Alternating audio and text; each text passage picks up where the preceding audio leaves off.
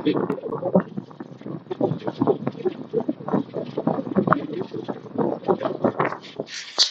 दोस्तों। तो अभी हम एक नया चैप्टर शुरू कर रहे हैं इकोनॉमिक्स का, जो आरबीआई और नाबार्ड दोनों के लिए इम्पोर्टेंट है, फिस्कल पॉलिसी। तो चलिए स्टार्ट करते हैं। कॉन्सेप्ट ऑफ बजट से स्टार्ट करेंगे। बजट क्या है? बजट कोई भी रिसिप्ट और एक्सपेंसेस का एक एस्टिमेशन होता है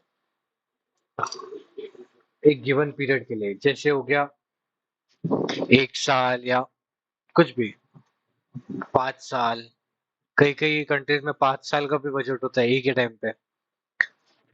तो शुरू करते हैं। हम्म, ठीक है। Given period is utilised by government, businesses, individuals. जैसे हम भी बजट बनाते हैं कि हम अर्निंग कितनी है और हम स्पेंड कितना करेंगे, सेविंग्स कितना करेंगे, किस पे कितना पैसा हम लगाएंगे, वो सब। The same way the government also prepares its budget. Government budget or fiscal budget is a forecast by the government of its expenditure and revenue for a specific period. ठीक है। फोरकास्ट है बाय द गवर्नमेंट उसके expenditure revenue का in a for a specific period. The period covered by budget is usually year as known as a financial और fiscal year. ठीक है। The word budget जो है वो ओल्ड फ्रेंच बुगेट, little bag. अब ये लिटिल बैग का हम कॉन्टेक्स्ट पढ़ सकते हैं, मतलब इससे समझ सकते हैं, क्योंकि जो निर्मला सीतारमण या कोई भी फाइनेंस मिनिस्टर होता है वो बजट वाले दिन एक लाल बैग लेके आता है, मतलब लोकसभा में, राज्यसभा में, मतलब जो भी पार्लियामेंट में। तो उससे old French bougette, little bag. अब ऑब्जेक्टिव्स क्या है गवर्नमेंट बजट के? Allocation function of government budget. अब गवर्नमेंट कोई भी, मतलब certain goods and services provide करेगी मार्केट मैकेनिज्म के थ्रू, मतलब इंडिविजुअल कंज्यूमर्स और प्रोड्यूसर्स के बीच में। और examples of such goods are national defence, roads, government administration which are referred to as public goods. ठीक है। The act of providing such public goods is referred to as the allocation functions of government budget. ठीक है। Defense, roads, government administration. The key components of allocation function include, मतलब government वो certain goods and services provide करती है जो market mechanism, जो जैसे market में जैसे हम पैसे देके ले सकते हैं वो ले सकते हैं, वैसा वो नहीं करता प्राइवेट मैकेनिज्म। जैसे कि डिफेंस, रोड्स, गवर्नमेंट एडमिनिस्ट्रेशन। अब डिफेंस में allocating funds for the military security forces and the related government. ठीक है। जैसे डिफेंस बजट होता है हमारा। Public amenities, this refers to allocating resources for essential services. चलो इसी के साइड बाय साइड हम बजट, मैं बजट भी खोल लेता हूँ, आपको इम्पोर्टेंट की सेट्स बताते रहूंगा फिर इससे रिलेटेड है ना, कैसे इजी हो जाएगा दोनों के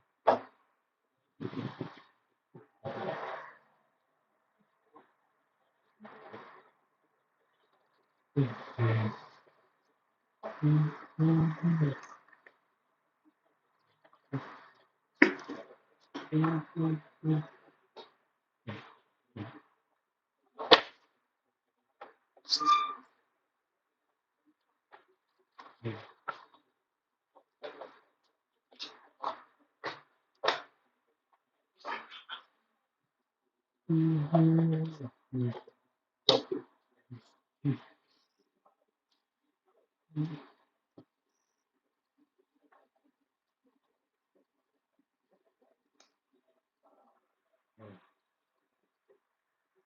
दोस्तों भी बजट का डॉक्यूमेंट तो मुझे दिख नहीं रहा है। हाँ, मैं आपको बाद में स्पेशल सेशन में दूंगा इस बजट का। वैसे अगर इसी के साथ आ जाता तो मतलब बेटर रहता। साइड बाय साइड में वो भी पढ़ा सकता था, तो मेरा भी रिवाइज हो जाता।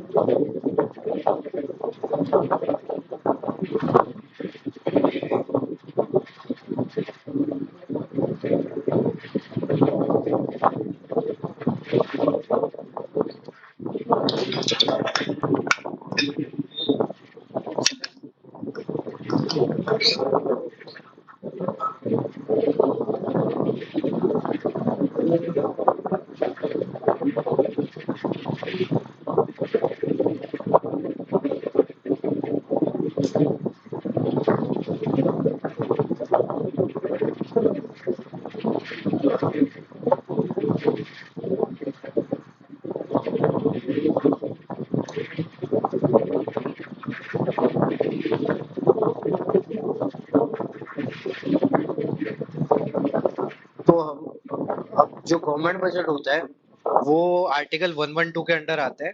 ठीक है, आर्टिकल 112 के अंडर आके उसे एनुअल फाइनेंशियल स्टेटमेंट कहते हैं। Union budget is prepared by department of economic affairs DEA, ministry of finance के अंडर आता है। और 25-26 इस साल का जो थीम था वो सबका विकास है, stimulating inclusive growth, balanced growth of all regions. और हमें जैसे कि पता है कि विकसित भारत 2047 तक हमें बनाना है, हमारी विजन है। और accelerated growth, secure inclusive development, enhance spending power of India's rising middle class, invigorate private sector investments, uplift household sentiments। और ब्रॉड प्रिंसिपल जो है हमारे विकसित भारत के वो है zero poverty, 100% good quality school education, access to high quality affordable and comprehensive health care, 100% skilled labor with meaningful employment, 70% women in economic activities, farmers making our country food basket of the world। ठीक है, तुम्हारा जो budget है उसके चार main components है engine के development के, development engine of development, agriculture, MSME, investment और एक्सपोर्ट्स। आप ऐसे याद रख सकते हैं एमी, एग्रीकल्चर, एमएसएमई, इन्वेस्टमेंट और एक्सपोर्ट्स। रिफॉर्म्स क्या है? द फ्यूल हमारा रिफॉर्म्स है, गाइडिंग स्पिरिट हमारी इंक्लूसिविटी है और डेस्टिनेशन हमारा विकसित भारत है। अब इसके इंजन्स जो है हम ये लास्ट में पढ़ेंगे क्योंकि काफी ज्यादा इम्पोर्टेंट है और इसे थोड़ा टाइम भी लग जाएगा। बाकी हम इस पे आ जाते हैं, ये हमें ज्यादा ध्यान रखना चाहिए। चलिए पहले आगे बढ़ते हैं, पता लगाते हैं। जैसे कि डिफेंस हो गया, अब डिफेंस में हमारा अलॉटमेंट कहाँ पे होता है ये सब?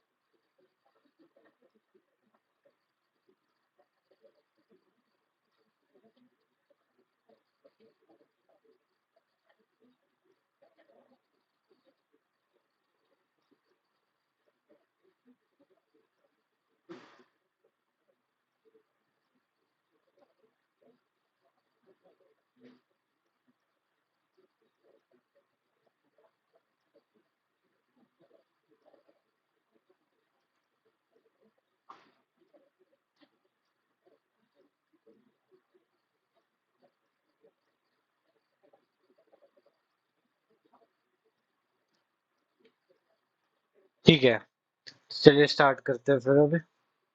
जैसे कि डिफेंस मिनिस्ट्री के लिए एलोकेट होता है, पब्लिक कम्युनिटीज के लिए जैसे मिनिस्ट्री ऑफ जल शक्ति में टैप वाटर के लिए एलोकेशन हो गया, या कुछ भी ministry of roads and highways में हेल्थ केयर के sanitation is a inclusive development. This focus on allocating to bridge the gap between different sections. जैसे SC/ST के लिए काफी स्कीम चलाती है government, skill development, poverty alleviation, rural development, education जैसे मनरेगा हो गया, एजुकेशन में जैसे पीएमश्री स्कूल्स हो गए, स्किल डेवलपमेंट में जैसे प्रधानमंत्री कौशल्य विकास योजना हो गई, पॉवर्टी एलिवेशन में जैसे पॉवर्टी एलिवेशन में हम क्या कर सकते हैं, जैसे पीडीएस हो गया, पब्लिक फूड डिस्ट्रीब्यूशन सिस्टम, वो वैसे जनरल एडमिनिस्ट्रेशन के लिए भी जैसे salaries of government employees, administrative cost, law and order. Redistribution function of government budget ये होता है कि government sector affairs the personal disposable income, इसमें टैक्सेस वगैरह आते हैं by making transfers and collecting taxes using the government can change the distribution of income, bring about the distribution that is considered Fairlie by society. जैसे कि हो गया, जैसे अंबानी है और एक गरीब आदमी, अब गरीब आदमी का कैसे वो 4 लाख तक तो बेसिक टैक्स एग्जम्पशन होता है, मतलब उसे इनकम टैक्स भरना ही ना, इनकम टैक्स फाइल करना है। तो गरीब आदमी 4 लाख तक माना वो तो इनकम टैक्स देगा नहीं, लेकिन जो अंबानी है वो उनका टैक्स ज्यादा लग जाएगा, 30% से भी ज्यादा। तो उनसे पैसे लेके समझो वो 1 करोड़ कमा रहे हैं, तो उसमें 30 लाख टैक्स होगा, तो वही 30 लाख गवर्नमेंट लेके उसका हेल्थ केयर या एजुकेशन में खर्च करेगी, तो वो पैसे सोशल कॉज में काम आएंगे, मतलब रीडिस्ट्रीब्यूट सोसाइटी में, जिससे कि वजह से वो फेयर होगा। The taxation system is traditional function is divided into three categories: progressive taxation, regressive taxation, and proportional taxation. इसका मैं एक ओवरव्यू दे देता हूँ। प्रोग्रेसिव टैक्सेशन में क्या होता है कि जो ज्यादा कमाता है उस पर ज्यादा टैक्स होगा, और जो कम कमाता है उस पर उसको कम टैक्स देना पड़ेगा। रिग्रेसिव टैक्सेशन में क्या होता है, जो कमा रहे हैं उसको ज्यादा टैक्स देना पड़ेगा, और जो ज्यादा कमा रहे हैं उसको कम, मतलब ये वाइस वर्सा है, उल्टा है प्रोग्रेसिव का। और प्रोपोर्शनल टैक्सेशन में उतना ही देना पड़ेगा। जैसे कोई 1 करोड़ कमा रहा है और 10% टैक्स है, तो उसको 10% ही देना पड़ेगा यार, 1 करोड़ का 10 लाख। और जो 1 लाख कमा रहा है उसको भी 10% ही देना है, 10,000, ठीक है।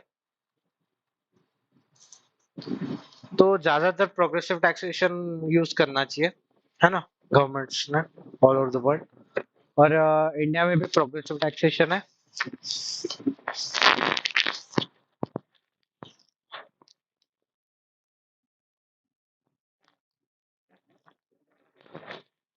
देखिए, as people earn more taxes, they must pay more taxes.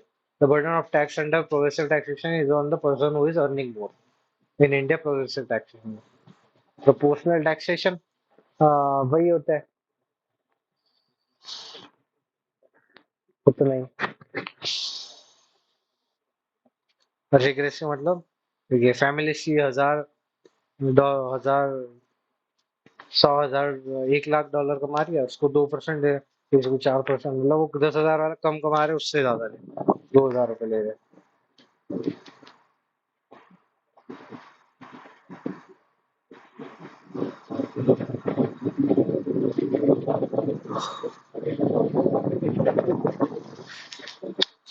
तो इससे कैसे अंबानी को फायदा होता है रिग्रेसिव टैक्सेशन, और जीएसटी भी रिग्रेसिव टैक्सेशन का एक टाइप का। स्टेबलाइजेशन फंक्शन, पहला फंक्शन क्या था, रीडिस्ट्रीब्यूशन फंक्शन।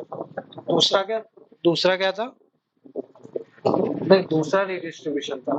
पहला जो एमिनिटीज, पब्लिक एमिनिटीज के ऊपर खर्च करने के लिए, है ना, एलोकेशन ऑफ गवर्नमेंट, ठीक है।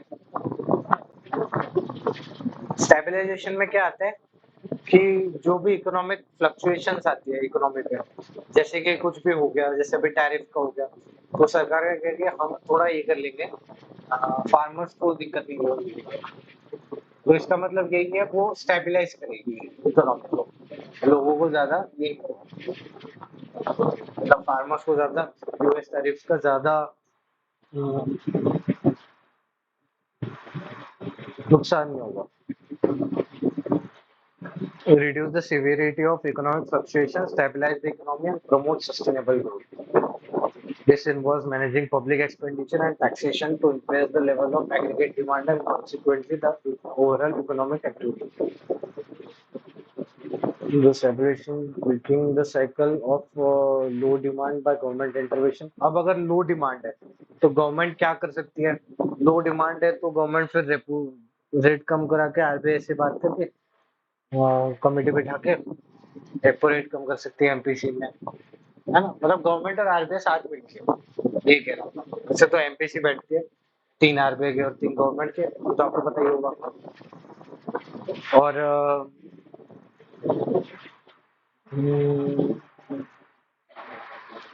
अगर लो डिमांड है तो बिजनेस भी ज्यादा प्रोड्यूस नहीं करेंगे और हाउस होल्ड ज्यादा स्पेंड नहीं करेंगे, इसलिए तो डिमांड कम दिख रही है और इनकम कम होगी।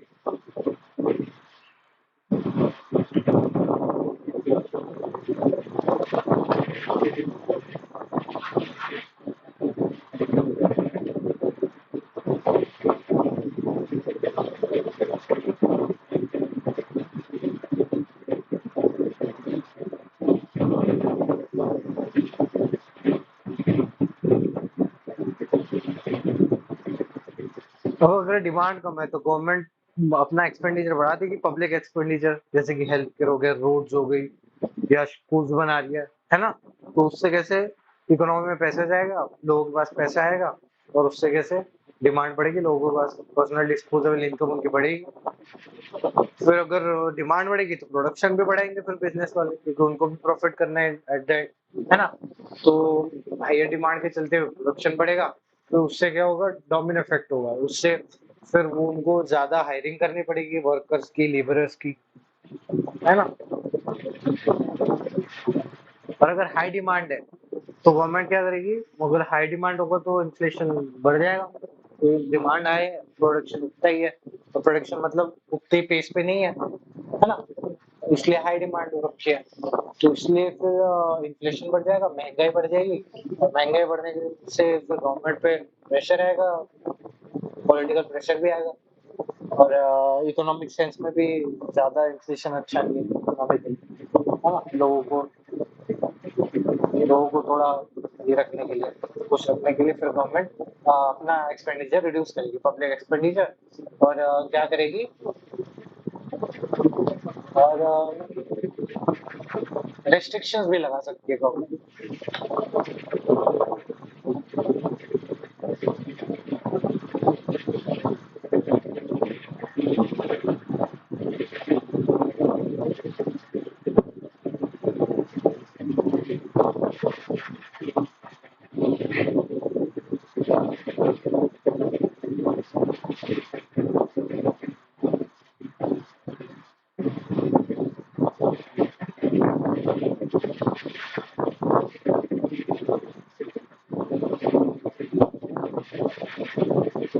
अब हम स्टार्ट करेंगे फिस्कल पॉलिसी का। मतलब बजट क्या है, expression of government fiscal policy है, it informs the public as to how the government plans to earn and spend. मतलब गवर्नमेंट क्या अर्न करेगी, कैसे कहाँ का पैसे लगाएगी, इनको ये हमें बजट से पता चलता है। अब फिस्कल पॉलिसी जब स्टार्ट करते हैं हम, फिस्कल पॉलिसी जो भी गवर्नमेंट स्पेंडिंग के टूल्स है, the use of tools of government spending and taxation to influence the economy. Governments typically use fiscal policy to promote strong and sustainable growth and reduce poverty. It was John Maynard Keynes who first time developed the theory linking fiscal policy and economic performance.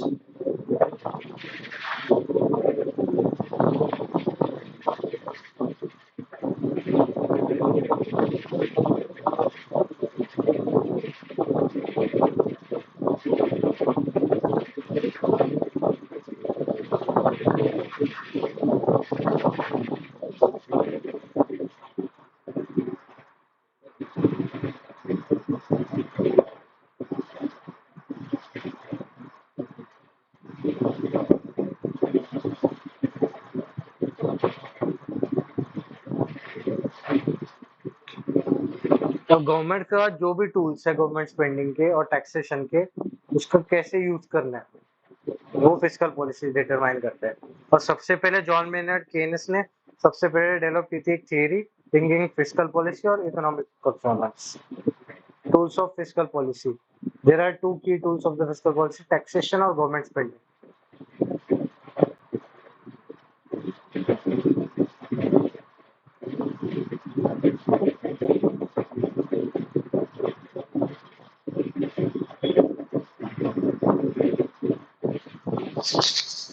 Taxation कैसे, funds in the form of direct or indirect taxes help the government function, or taxes affect the consumer's income and changes in consumption lead to changes in real gross domestic product। ठीक है, मतलब government में taxation मतलब क्या है? Taxation दो type के होते हैं, इनडायरेक्ट और डायरेक्ट टैक्सेस। उससे गवर्नमेंट की फंक्शन ये होता है, अफेक्ट होता है। और कंज्यूमर की इनकम भी, जैसे कि कोई बिस्किट ब्रेड है रोज यूज कर रहे हो तुम, उसके ऊपर 10% जीएसटी था, 10% होता है, 12% जीएसटी था, और वो 12% सीधा 28% जीएसटी कर दिया सरकार ने डिसाइड किया। और ये डिसाइड कौन करेगा? GST council. ठीक है। और समझो फिर ब्रेड के भाव 60 रुपए से 70 रुपए हो गए, तो 60 के 70 हो गए, तो अब तुम्हारी वेजेस तो उतनी है, तुम्हारी वेजेस है 10,000, तो हमारे जो इनकम है, कंजप्शन कंजप्शन हमारा कम हो जाएगा, क्योंकि हम जब पे 60 रुपए खर्च करते हैं उस पे 70 रुपए खर्च कर रहे हैं, तो बाकी चीजों पे भी उसका इफेक्ट पड़ेगा। Government spending, welfare programs, government salaries, subsidies, infrastructure. Government spending has the power to raise or lower real GDP, and it is included in as a fiscal policy tool। ठीक है। The types of fiscal policy. There are two types of fiscal policy. Expansionary fiscal policy. This policy is designed to boost the economy. It is mostly used in times of high unemployment and recession. A slower or a massive contraction in economic activities, it leads to the government lowering taxes and increasing spending। देखो दो type की होती है fiscal policy, expansionary, एक contractionary. अब expansionary नाम से पता चलता है कि उनको एक्सपांड करना है। एक्सपांड मतलब बूस्ट करनी है इकोनॉमी, एक्सपांड मतलब बड़ी करनी है ना? तो इसलिए हम क्या करेंगे कि क्या कहते हैं, तो टैक्सेस कम करेंगे और पब्लिक स्पेंडिंग है वो बढ़ाएंगे, या दोनों में से कुछ कर लेंगे, एक कर लेंगे। कॉन्ट्रैक्शनरी फिस्कल पॉलिसी भी कर सकते हैं। कॉन्ट्रैक्शनरी तब करेंगे जब इन्फ्लेशन बहुत ज्यादा बढ़ गया, हाई हो गया, और raise taxes and cuts spendings to curb inflation. अब डिमांड बहुत ज्यादा बढ़ गई और क्या कहते हैं, महंगाई बहुत बढ़ गई उसकी वजह से, इसलिए फिर गवर्नमेंट टैक्सेस लगेगी जिससे कंजप्शन कम हुए, डिमांड कम हुए और इन्फ्लेशन कंट्रोल में है।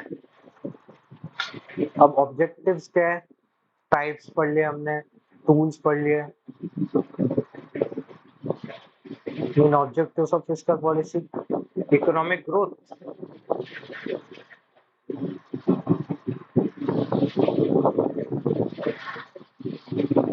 प्राइस स्टेबिलिटी मतलब इन्फ्लेशन को कंट्रोल करने के लिए, full employment, it aims to achieve full employment और nearly as a tool to recover from low economic activity. ठीक है। क्या क्या ऑब्जेक्टिव है हमारे? इकोनॉमिक ग्रोथ, प्राइस स्टेबिलिटी मतलब इन्फ्लेशन, और क्या है? एम्प्लॉयमेंट, फुल एम्प्लॉयमेंट का। Importance of fiscal policy in India: promoting investment and capital formation, tax break or incentives, subsidies, depreciation allowances to businesses to encourage investment in new machinery, technology and infrastructure। Government क्या रहेगी, businesses को अलग अलग subsidies allowances देगी कि तुम अपना production बढ़ाओ और इन्वेस्ट करो नई मशीनरी में, टेक्नोलॉजी में, इंफ्रास्ट्रक्चर में। उससे क्या होगा? ज्यादा जॉब्स मिलेगी, उसके बाद लोगों के पास पैसा आएगा, रिडिस्ट्रीब्यूशन होगा। This increases capital formation, which is the creation of new productive assets. Increased capital leads to higher productivity and economic growth.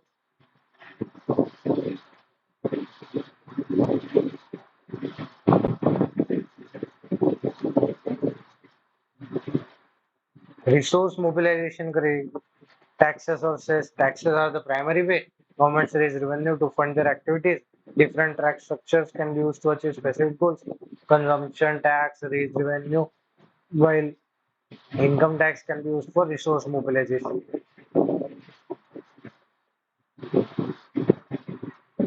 Thus the amount of money available for spending and investment. Cess. There बहुत सारे cess लगते हैं और ये भी ध्यान रखना जो सेस होते हैं ना, सरचार्ज सेस, ये सब जो सेंट्रल गवर्नमेंट है ये शेयर नहीं करती स्टेट गवर्नमेंट्स के साथ डिवोल्यूशन में.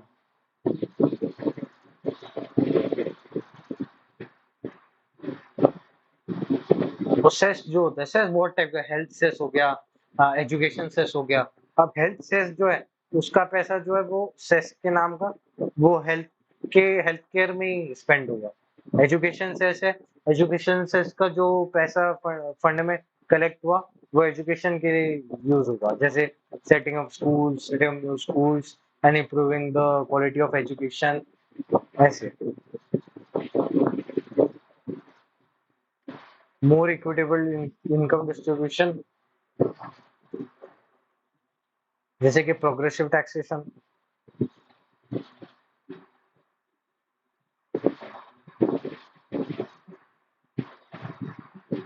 जैसे कि subsidise housing, promoting economic activities, subsidies, targeted subsidy can use to stimulate specific sectors of the economy.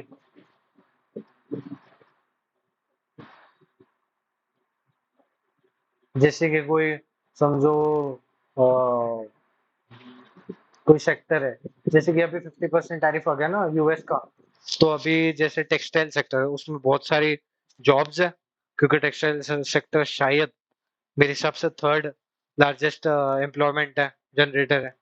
पहला एग्रीकल्चर है, दूसरा सर्विसेज है, तीसरा मैन्युफैक्चरिंग में टेक्सटाइल है, जहाँ तक मुझे मेरी नॉलेज है. तो इसलिए इतने सारे जॉब्स गिना चली जाए, इसलिए गवर्नमेंट सब्सिडीज देगी उस सेक्टर के लिए कि तुम प्रोडक्शन उतना ही रखो और हम तुम्हें सब्सिडीज देंगे. कुछ भी सब्सिडी हो सकती है, जैसे इलेक्ट्रिसिटी में सब्सिडीज दे रही है, या लैंड रेंटल जा रहा है उसकी सब्सिडी दे रही है, या फिर एक्सपोर्ट करने में जो क्वालिटी पैरामीटर्स चेक हो रहे हैं उसकी सब्सिडी दे रही है. कुछ भी हो सकता है. Components of budget. Government budgeting में टू पार्ट्स, गवर्नमेंट रिसिप्ट और गवर्नमेंट एक्सपेंडिचर. ये बहुत इंपॉर्टेंट है. अभी बजट हमने स्टार्ट कर दिया, उसके कंपोनेंट्स क्या है, गवर्नमेंट रिसिप्ट्स और गवर्नमेंट एक्सपेंडिचर. ठीक है.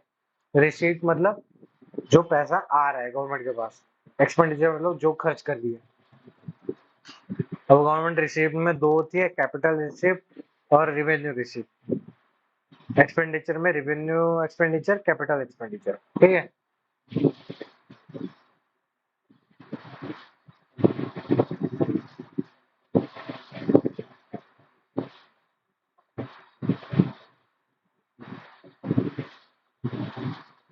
जैसे रिसीट हो गई, और government receipts are divided into two groups, revenue और capital. All government receipts which either create liability or reduce assets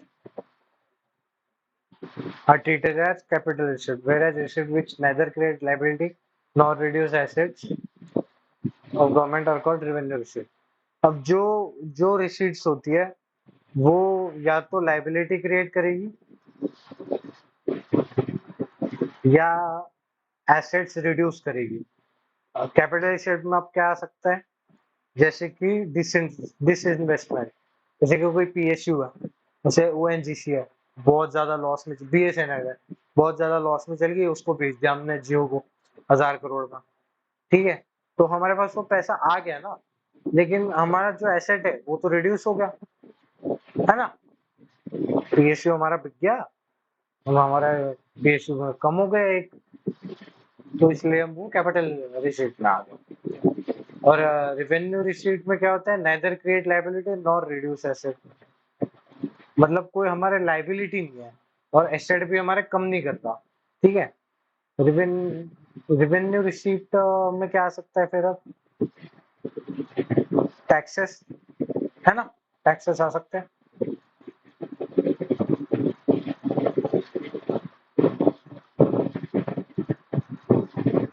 देखिए रेंट भी है example,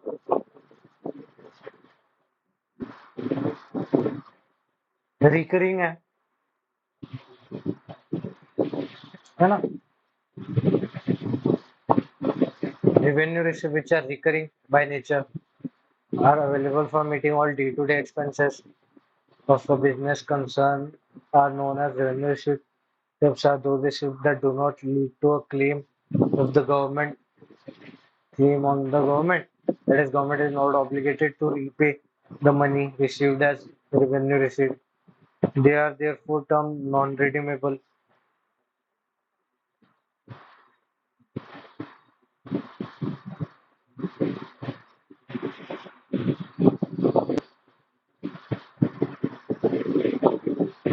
Revenue receipts do not create any liability and do not reduce the assets.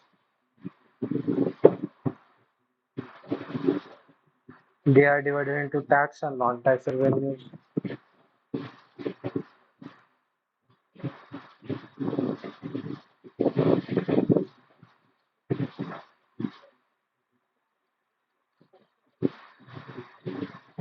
अब revenue receipt में भी दो type है, non tax और tax revenue. Tax revenue में आते हैं इंपॉर्टेंट कंपोनेंट है टैक्स रेवेन्यू, डायरेक्ट टैक्स और इनडायरेक्ट टैक्सेस। डायरेक्ट टैक्स में क्या था? पर्सनल इनकम टैक्स और कॉर्पोरेशन टैक्स आ गया। इनडायरेक्ट में एक्साइज टैक्सेस, कस्टम ड्यूटीज और service tax. Other direct taxes like wealth tax, gift tax and distributive have brought in large amounts of revenue thus have been affected as paper taxes.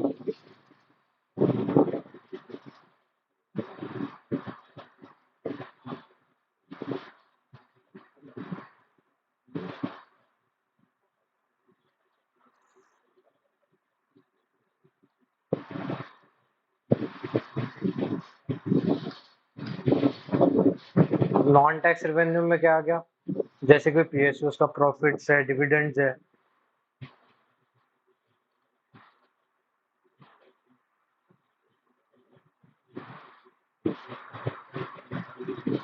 Interest आ गए, तो government ने किसी को loan दिया होगा तो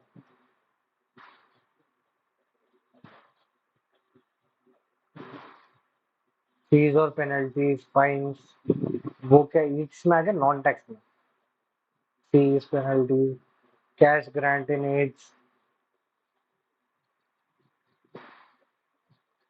capital receipt, receipt which are non recurring. Capital receipt क्या है? नॉन रिकरिंग, जैसे डिसइन्वेस्टमेंट हो गई, एक बार हमने पीएसयू भेज दिया तो 1000 करोड़ हमारे पास आ गए, और क्यों आएंगे बाद में? हर महीने थोड़ी आएंगे। Capital receipt shown on the liability side of the balance sheet, ठीक है? All those receipts of the government which create liability or reduce financial assets are termed as capital receipt. अब कैपिटल रिसीट भी दो type के, डेब्ट creating, not डेब्ट creating.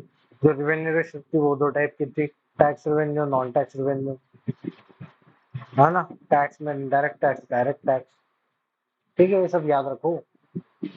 This involves borrowing money which the government needs to repay with interest in the future. डेब्ट creating मतलब हमें वापस देने हैं उसको इंटरेस्ट के साथ।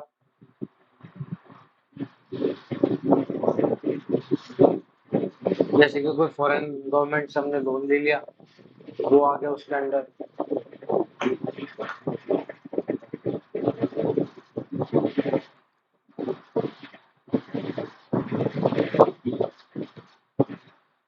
कहाँ चले गए हम? यही पे थे, ठीक है? और लोन ले लिया फॉरेन इंस्टीट्यूशन से, आईएमएफ या कहीं से भी लोन ले लिया हमने, वो भी आ गया उसका। और बोरोइंग एट होम, अगर घर पे हमने जैसे गवर्नमेंट सिक्योरिटीज हो गई, वो भी आ गई उसमें।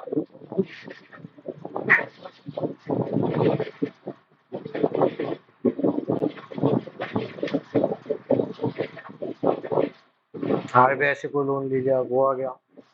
नॉन डेप्ट होगी लोन रिकवरी।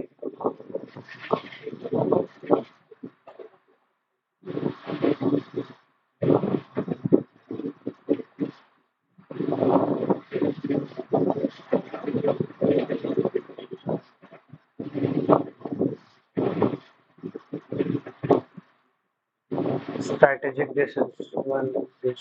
इन्वेस्टमेंट।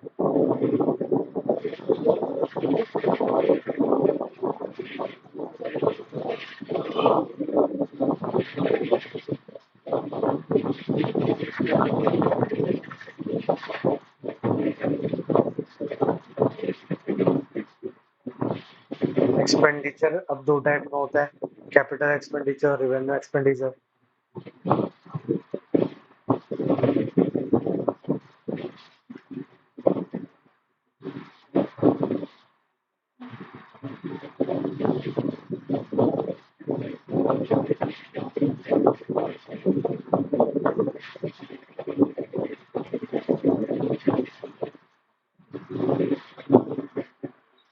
अब रेवेन्यू एक्सपेंडिचर होता है जो ऑनगोइंग ऑपरेटिंग एक्सपेंसेस है, जैसे सैलरीज हो गई, ये सब। कैपिटल एक्सपेंडिचर होता है जो one time large purchase of fixed assets होते हैं, तो जिससे रिवेन्यू जनरेट होते ही रहेगा for a longer period. Revenue expenditure is the expenditure incurred for coverage other than creation of physical or financial assets of the government. Normal functioning government जो salaries वगैरह देने के लिए, interest payments on debt by the government and grants given to state governments and other parties.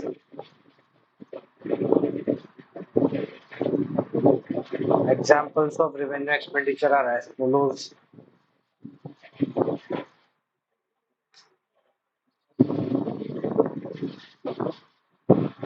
Interest payment by the government on internal and external loans.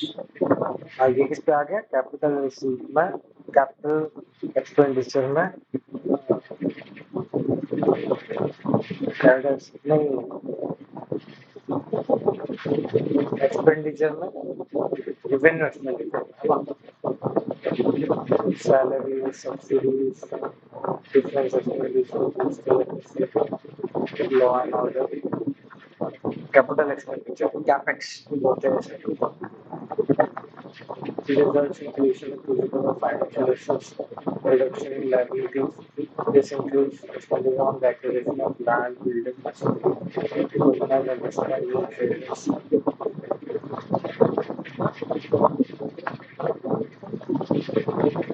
Loans and advances by the central government. Capital expenditure also covers the acquisition of equipment and machinery by the government, including those for defense purposes. Capital expenditure also includes investment by the government that yields profits or dividend in future.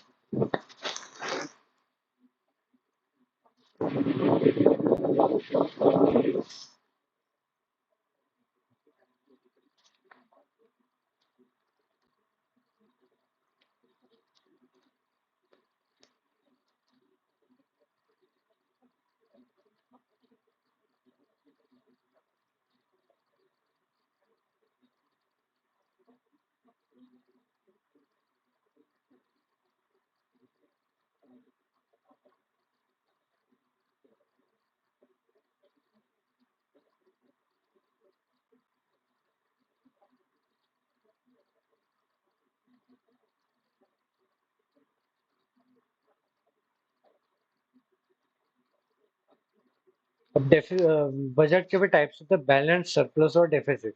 Balance में कैसे होते हैं, जैसे नाम से समझ लो इसे। Balance में कैसे, जो रिसीप्ट्स है और जो एक्सपेंडिचर है वो इक्वल हो जाएंगे, है ना, बैलेंस हो गया। और लिविंग विद इन मींस।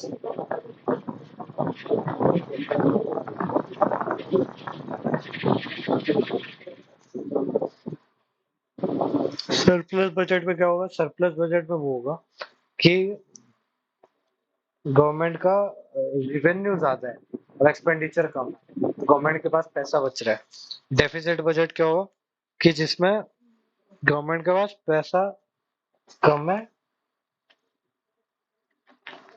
और खर्च ज्यादा कर रही है, जैसे कि बोरिंग ले लेके, है ना।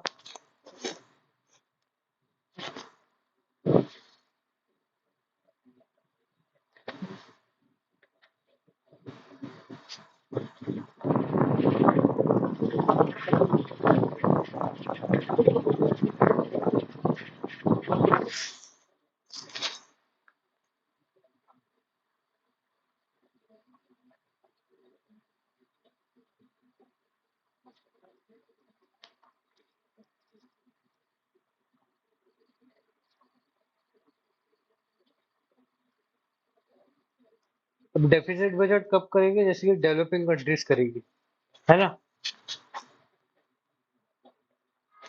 Improve the employment rate, demand improve करने के लिए, reviving the economy, public borrowing, government bond issue करके, एकदम सरप्लस करके। ठीक है, समझ गए ना। बैलेंस लिविंग मिनिमम मीन्स के प्रिंसिपल पे वर्क करता है, जितना एक्सपेंडिचर उतना ही रेवेन्यू। डेफिसिट हम डेफिसिट नहीं, सरप्लस हम तब यूज करते हैं जब हाई इन्फ्लेशन होता है, फिर पब्लिक एक्सपेंडिचर कम कर देगी गवर्नमेंट, उससे क्या हो रहा होगा कि गवर्नमेंट के पास टैक्सेस तो आ रहे, मतलब पैसा तो आ रहे हैं, रिसीट तो आ रहे हैं, पर खर्च नहीं कर रही है तो एक्सपेंडिचर कम होगा, पब्लिक डेब्ट पे बढ़ते हैं।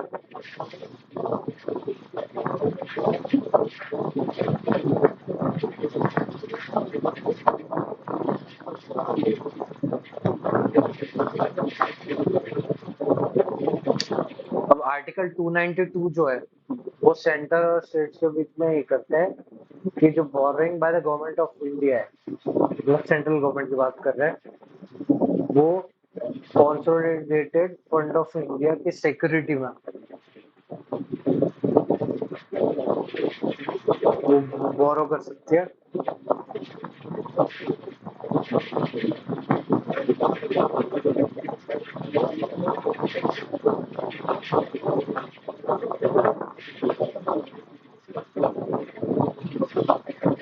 293 स्टेट्स के लिए, जो स्टेट्स के पास भी एक पावर है जो बोरोइंग कर सकती है, लेकिन with in the territory of India.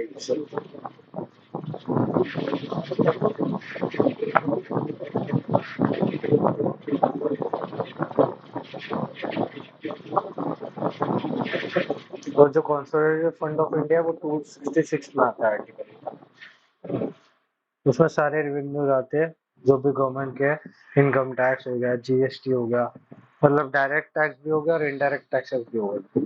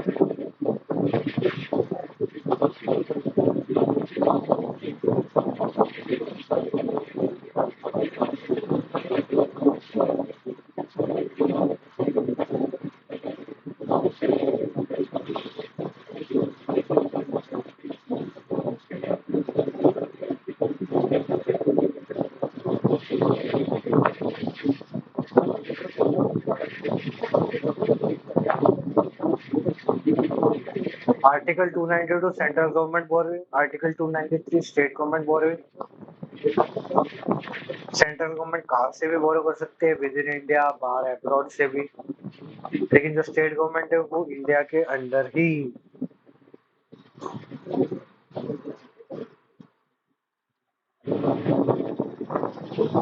और जो सिक्योरिटी है वो कंसोलिडेटेड फंड ऑफ इंडिया के अंडर होती है, और जो इसके लिए security of consolidated fund of state.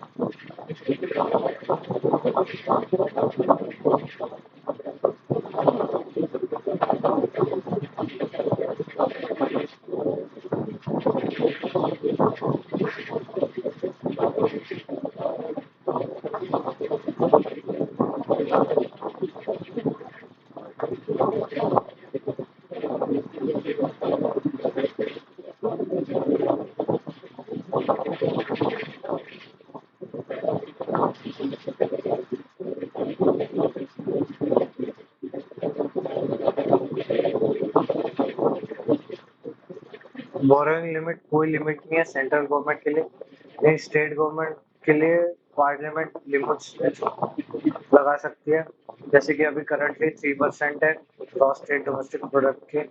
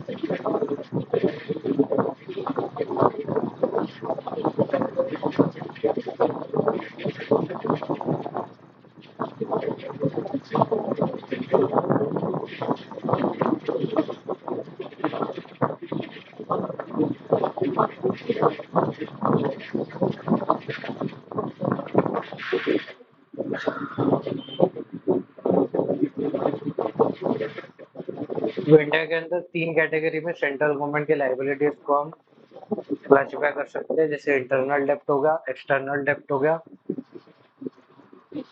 और पब्लिक अकाउंट लाइबिलिटीज हो गई। अब इंटरनल डेप्ट में क्या हो गया, कोई भी मार्केट लोन, स्पेशल सिक्योरिटीज जैसे गवर्नमेंट सिक्योरिटीज कोई भी इशू कर लिया आपके, तो कंपनसेशन है other bond, treasury bills issue to the other state government, commercial banks and other parties, as well as non-negotiable and non-interest bearing rupee securities issued to internal financial institutions. The internal debt is classified into market loans, other long and medium term borrowing and short term borrowing, and is shown in the receipt.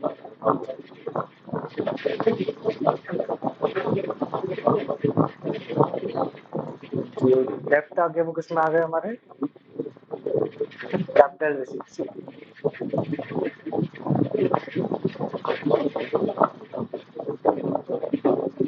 External debt receipts government, foreign government और body.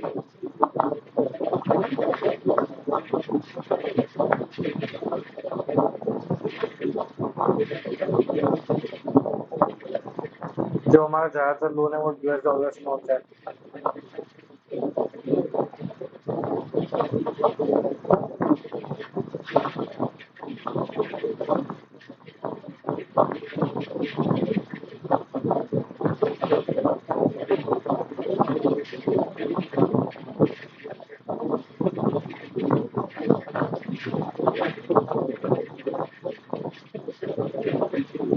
जो public account liability जैसे कि PPF हो गया,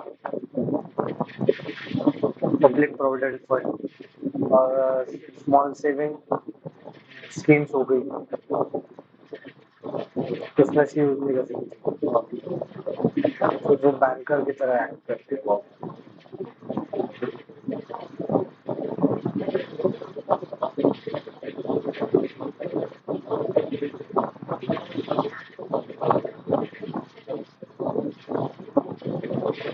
जब के time पर रहता ना, borrowings parliament 292 central government, 293 state government, deficit reduction.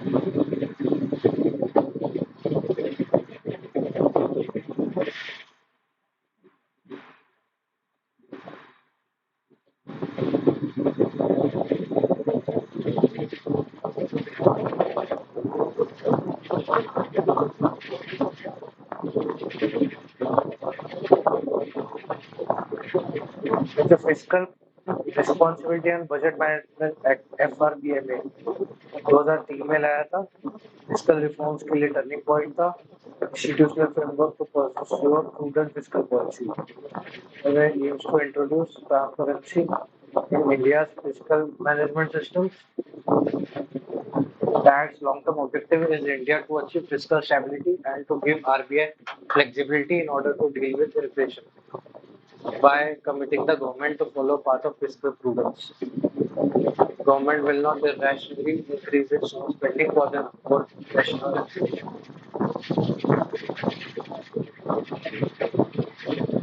Wait for the government to place the following along the union budget documents of Parliament in medium-term fiscal policy statement, macroeconomic framework statement, fiscal policy strategy. More than revenue deficit, fiscal deficit, tax revenue, and total outstanding liabilities being projected as a percentage of gross domestic product in the medium-term fiscal policy statement. The objective of this act is to change on the fiscal path of elimination of revenue deficit and reining in on fiscal deficit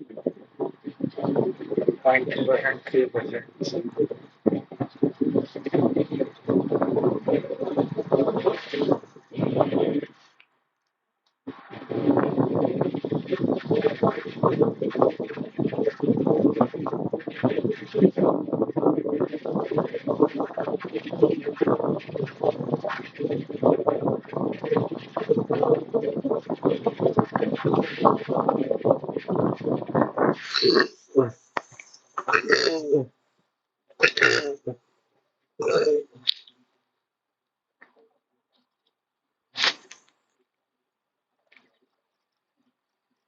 Measures of government deficit,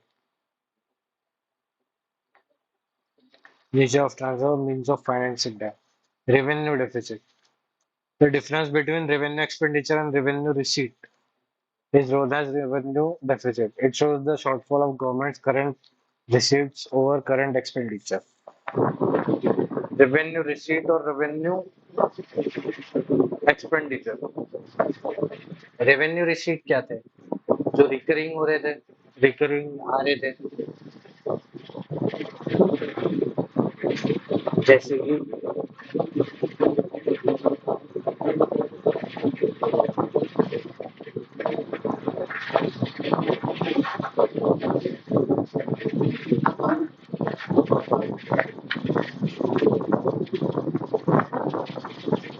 direct और indirect taxes, है ना?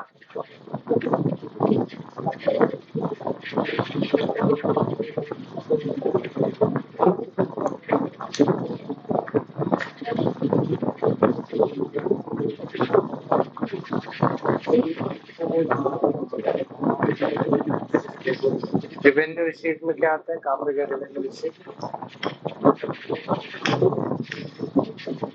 Receipts that do not use the therefore they are not redeemable. Tax और non tax revenue, tax और non tax revenue आ गए। और revenue expenditure क्या हो गया?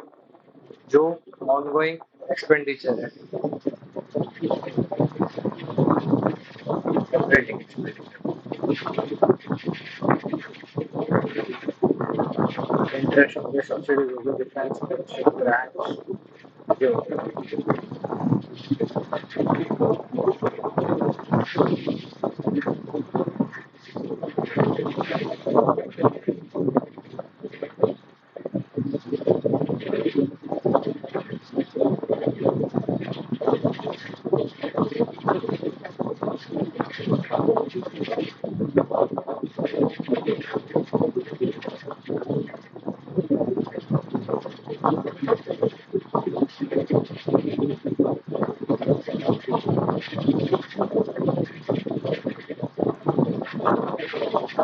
अब अगर रेवेन्यू डेफिसिट बढ़ गया तो फिर उससे क्या होगा? गवर्नमेंट डिस सेविंग्स कर रही है, मतलब दूसरे सेक्टर की सेविंग भी उसको भी एक्सपेंडिचर में कर दिया है,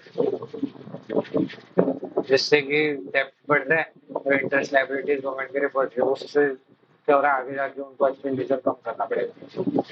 effective revenue deficit is a new term introduced.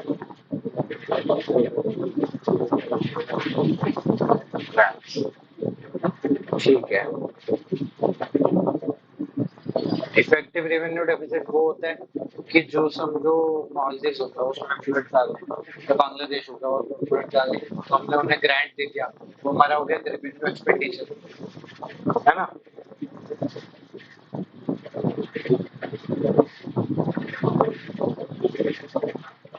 वो हटा के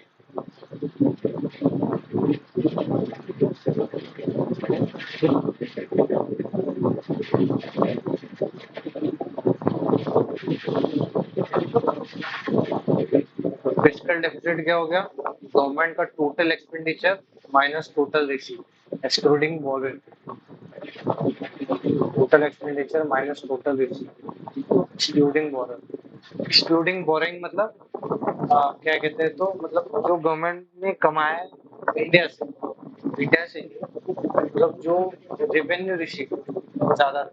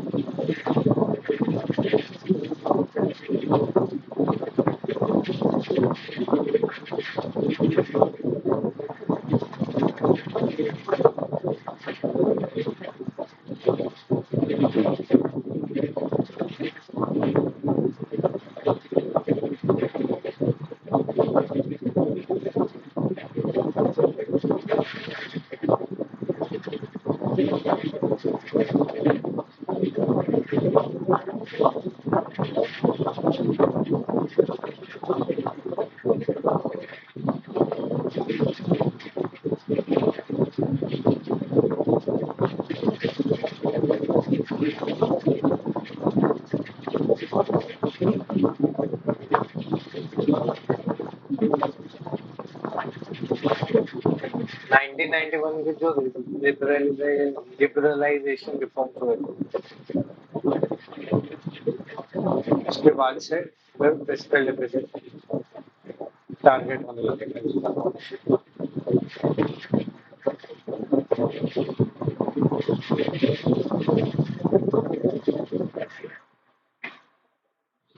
Composition of fiscal deficit. There is zero revenue deficit happens when the revenue receipts are equal to revenue expenses. But everything that is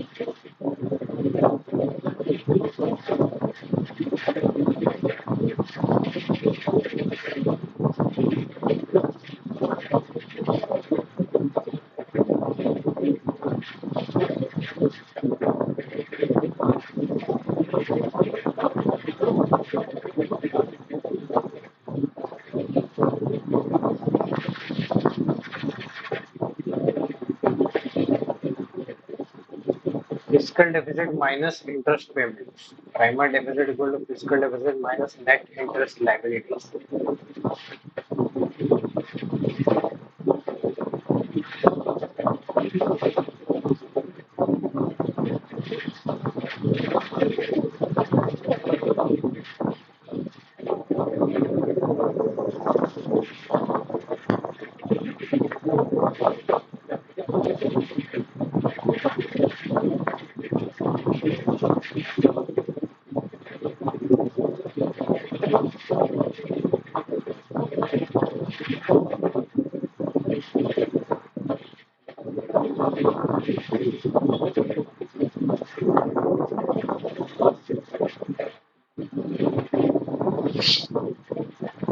ठीक है, जो monetise deficit होता है वो जो भी आरबीआई से बोरो करेंगे उसमें आता है।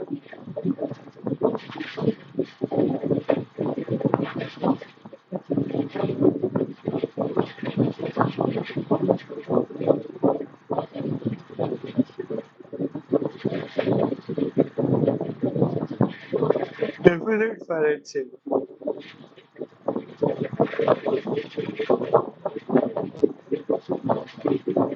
ठीक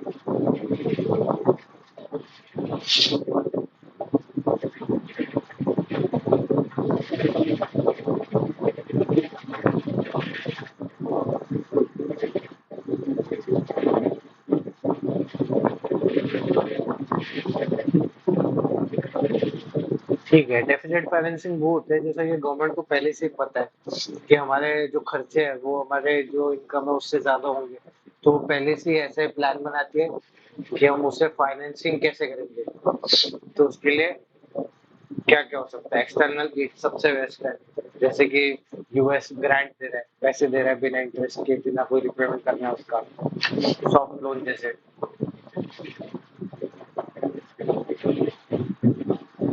एक्सटर्नल ग्रांट्स दे रहा है, एक्सटर्नल एड्स और ग्रांट्स अलग अलग। एड मतलब पैसे दे रहे हैं लेकिन उस पर इंटरेस्ट नहीं ले रहे, उसको वापस करना पड़ेगा। और एक्सटर्नल ग्रांट दे रहे हैं मतलब वो पैसे रख लो तुम, उसकी ना कोई रिपेमेंट ना कोई इंटरेस्ट।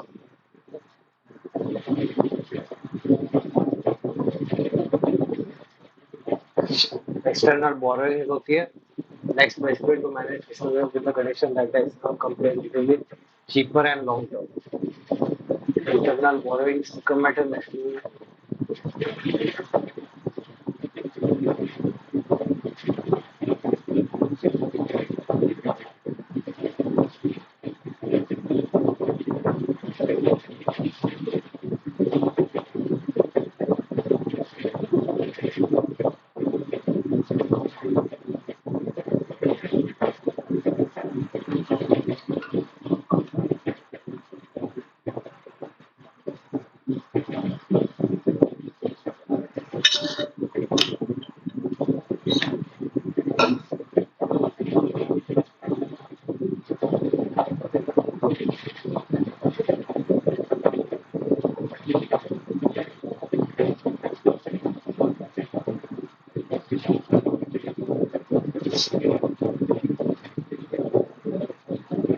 गवर्नमेंट प्रिंट भी कर सकती है, गवर्नमेंट इंटरनल बोरोइंग ले सकती है।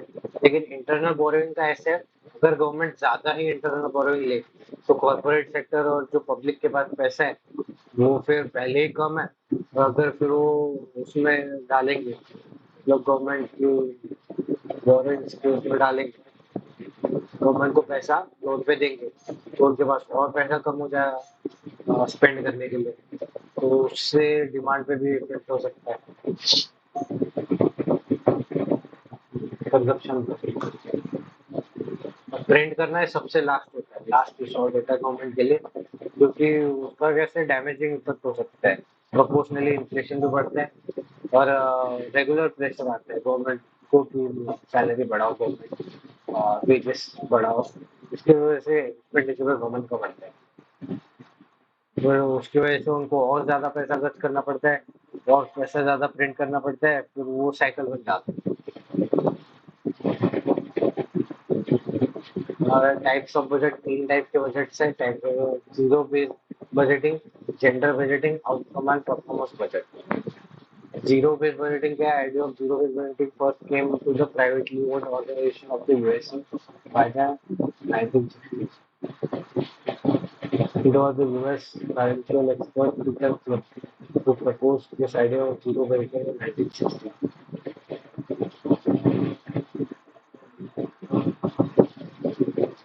It refers to organization based on periodic evaluation, rebalancing by the basis of the week or hourly programs or the plans for the government ability to program. Other financial guesses were that from the from a hypothetical zero base.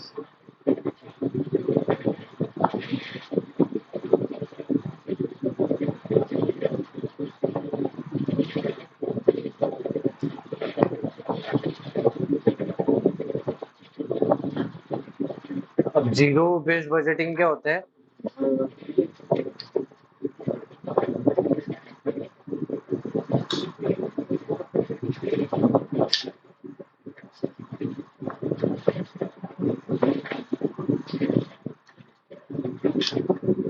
जैसे कोई ministry है, ministry of जल शक्ति, तो उसकी कोई scheme है, उसको हम पीरियोडिक रीवैल्यूएशन करेंगे, जैसे एक साल बाद, ये साल हो गया, अगले साल वापस रिवैल्यूएट करेंगे कितने टारगेट्स मीट हुए, कितना कुछ हुआ, कहाँ पैसा गया, सब कुछ ट्रैक करेंगे, उस हिसाब से दोबारा एलोकेशन देंगे।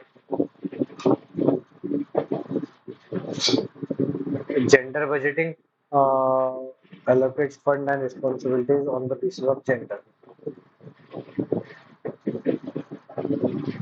It is done in an economy where socio-economic disparities are chronic and clearly visible on sex basis.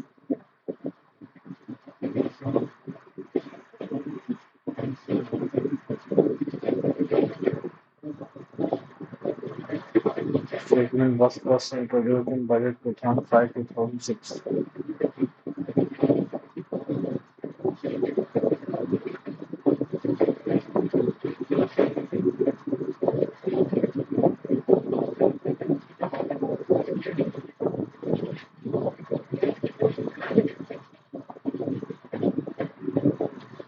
सबसे पहली बार 2000 फिस्कल ईयर 2006 में इंट्रोड्यूस हुआ था इंडिया में। Gender sensitive formulation of legislation, programs and schemes, allocation of resources, implementation of education, execution, audit and impact assessment of programs and schemes, and follow for corrective action to address gender disparity. A powerful tool for achieving gender mainstreaming so as to ensure that benefits of development reach women as much as men. वही मतलब जो gender biasness है, जो भी gender divide है, उसको उस bridge को गैप करने के लिए, तो bridge the gap of gender divide division, ठीक है, मतलब जेंडर को इक्वालिटी करने के लिए ये जो भी बेनिफिट्स इक्वली मैन और वुमेन को एंश्योर करें।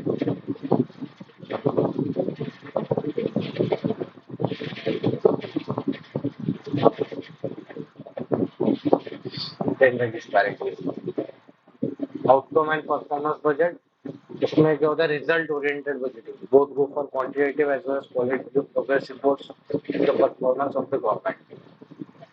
Outcome budgeting has been an integral part of budgeting after fiscal year 2006.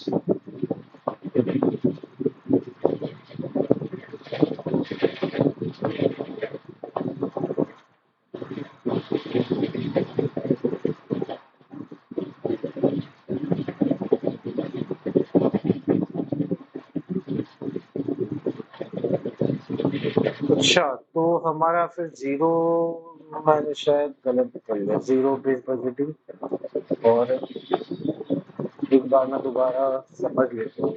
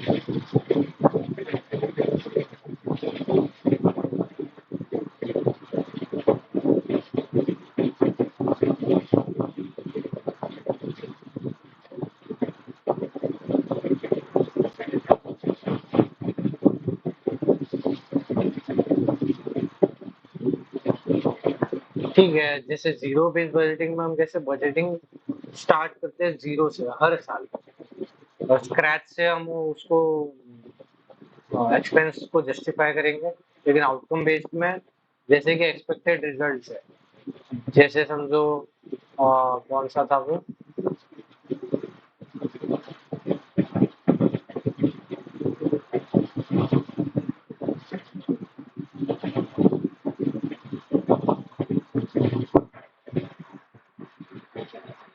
अटल सरोवर नहीं थे वो, जिन 50,000 उनका ये था, टारगेट था, लेकिन 69,000 बिल्ड हो चुके हैं। तो ऐसे ही समझो कम टारगेट होता और कम टारगेट बिल्डअप होते, 40,000 हो जाते, और अगले साल के बजट में फिर उन 10,000 का अलोकेशन होता। मतलब ऐसे आउटकम बेस्ड, डिफरेंट डिपार्टमेंट और डिवीजन अपना अपना आउटकम बजट निकालेंगे, लेकिन जो परफॉर्मेंस बजट है वो मिनिस्ट्री ऑफ फाइनेंस देगा।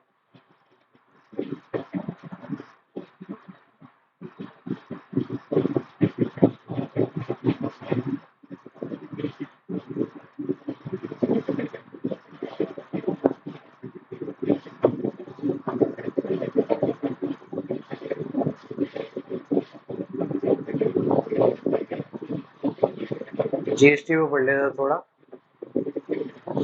GST is a single comprehensive indirect tax operational from 2017. It is a destination-based consumption tax, input tax credit, with facility of import tax credit in the supply chain. It is applicable throughout the country with one rate for one type of goods or services.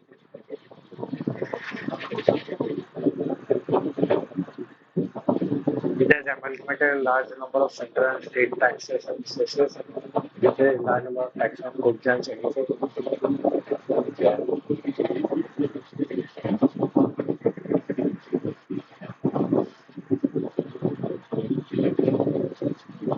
Under GST, the tax is discharged at every stage of supply, and the credit of tax paid at the previous stage is available for set off at the next stage of supply of goods and services. It is thus effectively a tax on value addition at each stage of supply.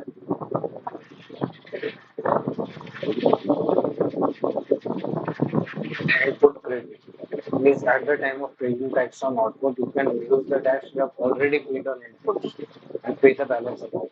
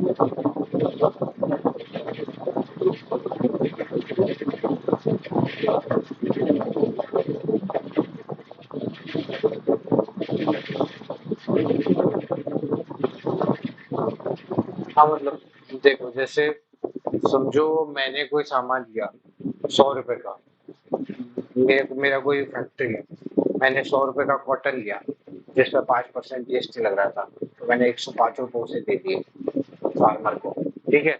फिर वो 100 रुपए का 105 रुपए का जो cotton है उससे मैंने शर्ट बनाई, वो 200 में बेची, उस पर 10% जीएसटी है, तो 220 की बेच दी मैंने, ठीक है।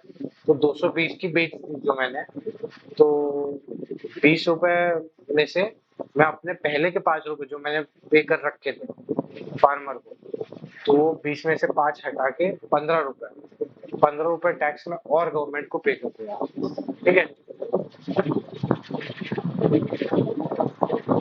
और कंज्यूमर जो है वो सारा पे करेगा, ठीक है।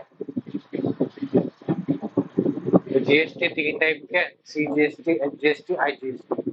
सीजीएसटी सेंट्रल गवर्नमेंट को जाता है, एचजीएसटी स्टेट गवर्नमेंट को जाता है, और इंटीग्रेटेड जीएसटी ये भी सेंट्रल गवर्नमेंट के पास ही जाता है।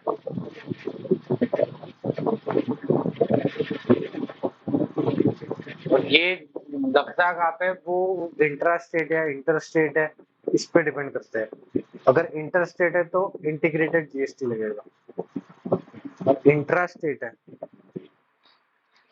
तो फिर आईजीएसटी और सीजीएसटी लगेगा।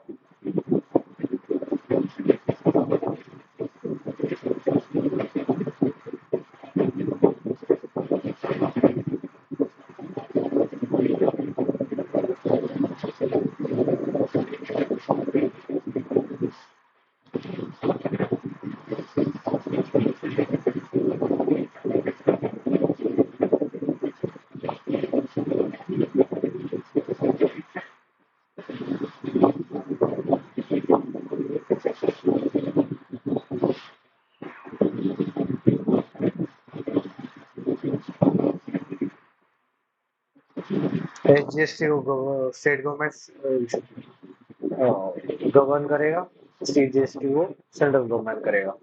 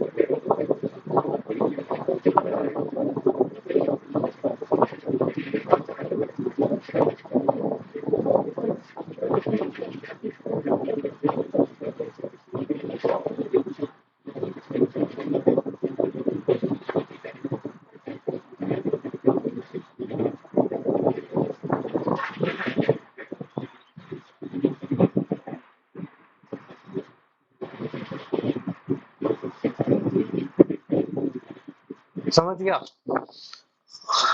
ठीक है, तो आईजीएसटी जो होता है वो स्पेशल इकोनॉमिक जोन्स में भी लगता है और इंटर स्टेट ट्रायल्स में भी लगता है, और वो सेंटर के पास ही जाता है। तो चलिए ठीक है, इसी के साथ हमारा फिस्कल पॉलिसी खत्म हुआ।